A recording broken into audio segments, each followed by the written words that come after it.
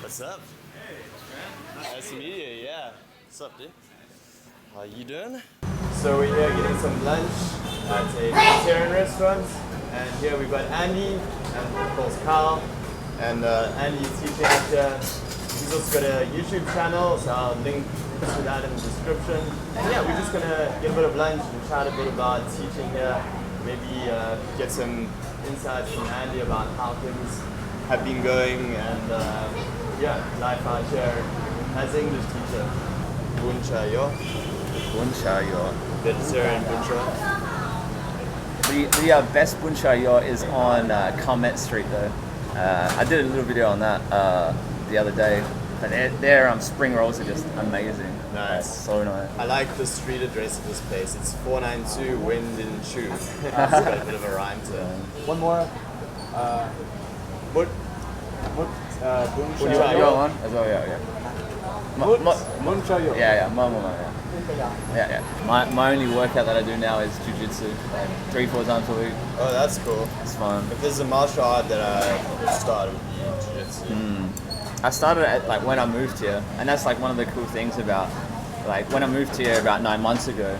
I knew I was going to be teaching for like 20-24 hours a week. Wanted to fill the rest of my time with like really productive things. So I'd work on my website, and then I also wanted to do something active. So I was like, well, what do I want to do? And Jiu-Jitsu was really appealing. Apart from that, I find I've got a lot of time to like read books.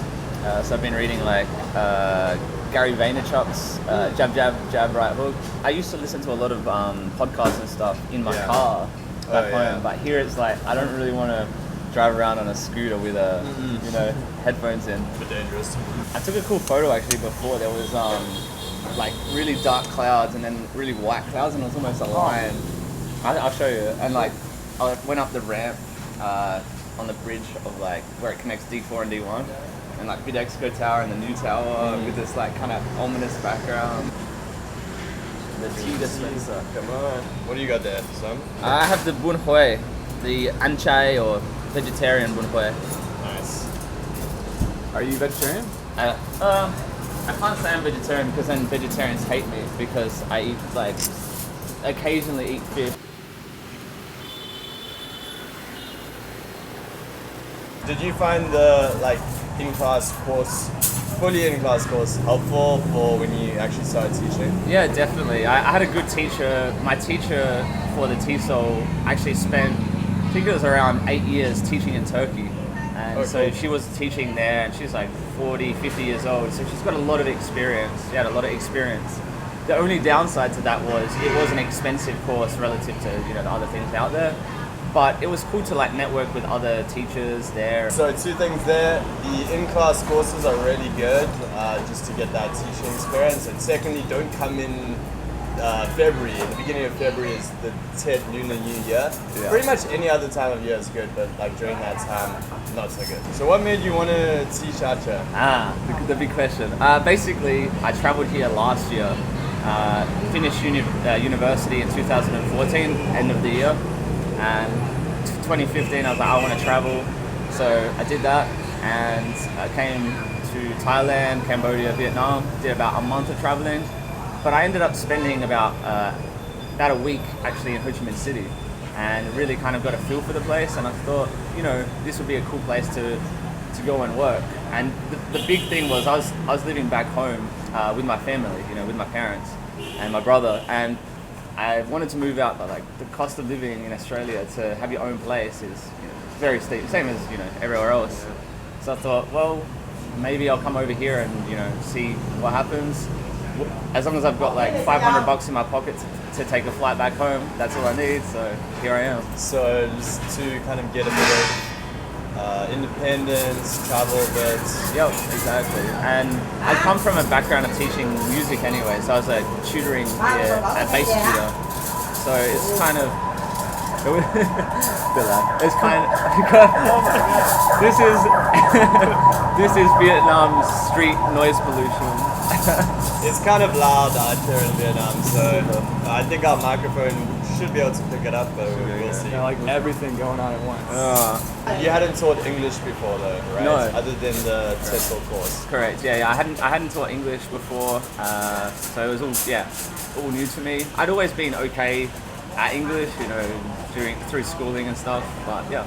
So one of the things I'm always trying to reinforce is that teaching English is a skill set that you have to learn and get good at, but I think most people can do it. It's something that you can actually learn, and if you're from a native English speaking country, you can come out here and actually, if you do a course, obviously that helps, but it's not something that you have to be like an educated teacher. You don't have to have a teaching degree to be able to start teaching English abroad, and I think that's kind of cool. It's a great opportunity for anyone who wants to give it a shot.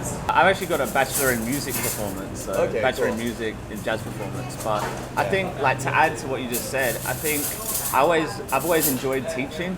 So I knew, like, yes, I'm teaching something different, but I know how to teach in a sense. You know what I mean? Right. So if you're like a person that is even if it's not like formally teaching people, but maybe you run you're the coach for a basketball team or something, or you teach your little cousin how to draw or something that you do, and if you find that you enjoy that, then you're probably going to enjoy teaching. Yeah, I think any kind of coaching or tutoring or teaching experience in a different field can apply across help. to teaching English. Carl's he has a bachelor's degree in education, but his first time was teaching English in South Korea.